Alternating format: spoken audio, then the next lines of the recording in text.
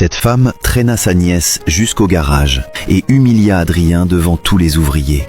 Elle le traita d'homme inutile, de parasite vivant au crochet d'une femme, et le menaça en disant que s'il osait encore s'approcher de sa nièce, elle l'enverrait en prison. Adrien fut humilié jusqu'au bout, mais il ne riposta jamais, parce qu'il savait que s'il perdait le contrôle, Claire subirait une punition encore plus cruelle. En regardant Claire se faire emmener les larmes aux yeux, il comprit enfin dans quel enfer cette fille si gentille vivait chaque jour. De retour à la maison, l'oncle de Claire entra dans une colère folle. Il était convaincu qu'elle avait couvert la famille de honte. Sans écouter la moindre explication, il la frappa violemment avec une ceinture et la prévint que si elle avait encore le moindre contact avec ce mécanicien, il la marierait de force au vieux comte de la région. C'était un homme âgé, riche et puissant, mais cruel. Ses précédentes épouses avaient toutes terriblement souffert avec lui. Claire pleura toute la nuit, appelant ses parents décédés pour qu'ils viennent la sauver. Mais dans cette maison, personne n'était prêt à se tenir de son côté. Pendant toute la semaine suivante, Claire fut surveillée de près et n'eut aucun moyen de voir Adrien.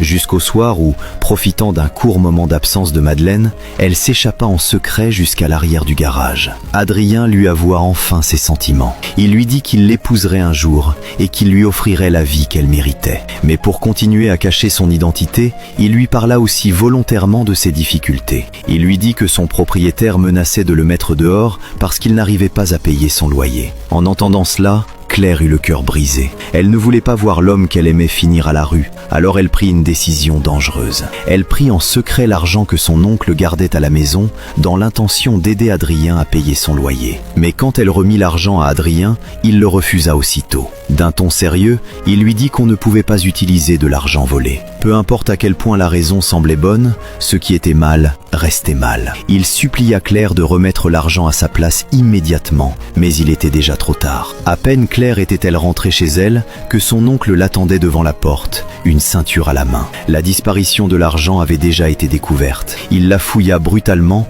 et finit par trouver la liasse de billets dans sa robe. Cette nuit-là, Claire fut battue au point de ne presque plus pouvoir tenir debout. Son oncle la traita de voleuse irrécupérable et alla même jusqu'à regretter de l'avoir recueillie autrefois. Pour couper définitivement tout lien entre elle et Adrien, il décida d'avancer son mariage avec le vieux comte à 3 jours plus tard. Claire fut enfermée dans sa chambre, sans nourriture, sans liberté, avec seulement son désespoir. Elle cria en pleurant contre la porte, mais la seule réponse qu'elle reçut fut le silence glacé de Madeleine. La veille du mariage, Adrien remarqua que Claire n'était pas apparue depuis bien trop longtemps. Il se rendit alors en secret sous sa fenêtre. Ce n'est qu'à ce moment-là qu'il apprit qu'elle était enfermée et que le lendemain, elle serait mariée de force à ce vieil homme terrifiant. En voyant Claire le visage couvert de larmes, le dernier reste de patience dans le cœur d'Adrien s'effondra complètement. D'une voix basse, il lui fit une promesse. Peu importe le prix à payer, je ne les laisserai jamais te vendre. Le lendemain matin,